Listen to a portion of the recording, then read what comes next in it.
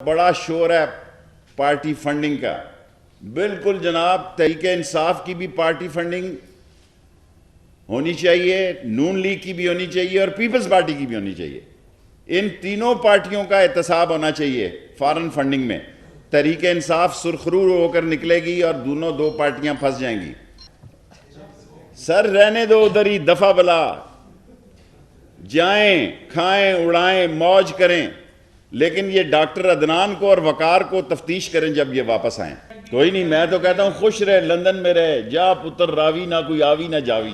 نواز شریف کی تصویریں لگ رہی ہیں، کھانا کھا کے نکل رہے ہیں، وہ مسٹر جیکی ہیٹ والے ایسے یو نو.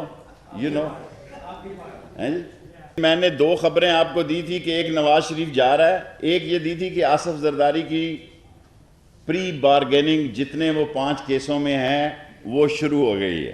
آصف زرداری جتنے 5 کیسوں میں موجود ہے اس کے لوگوں نے پیسے دینے شروع کر دیے ہیں اور نیب جو ہے خزانہ بھرنے جا رہی ہے عنقریب. مریم نواز یہیں رہیں گی انشاءاللہ آپ کے پاس لاہور میں. جگ جگ جیے لاہور.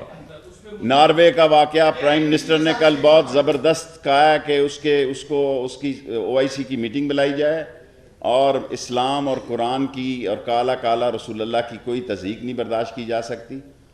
اور اگر کسی کو یہ غلط فہمی ہو گئی ہے کہ اسلام کمزور ہو گیا ہے، مسلمان جب بھی جاگتا ہے تو اس کا ولولہ اور دبدبہ اور تنتنا اور ہمامہ دنیا کو انگشت بدندہ کر دیتا ہے. اور نبی کی رسالت اور نبی کی رسپیکٹ اور نبی کی ختم نبوت پہ کوئی کسی قیمت پہ سمجھوتا نہیں ہو سکتا. دیکھیں، عمران خان نے کہا رہا تھا میں NRO نہیں دوں گا، عمران خان نے NRO نہیں دیا.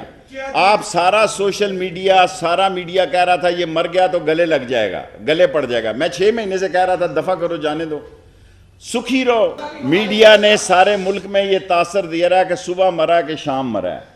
لوگ پوچھ رہے تھے کہ جنازہ منگل کو ہونا ہے یا بدھ کو ہونا ہے.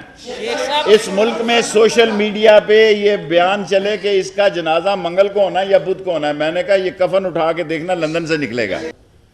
مہنگائی ہے، بے روزگاری ہے، گورننس کا مسئلہ ہے، لیکن عمران خان ان ساری چیزوں پہ انشاءاللہ قابو کرے گا.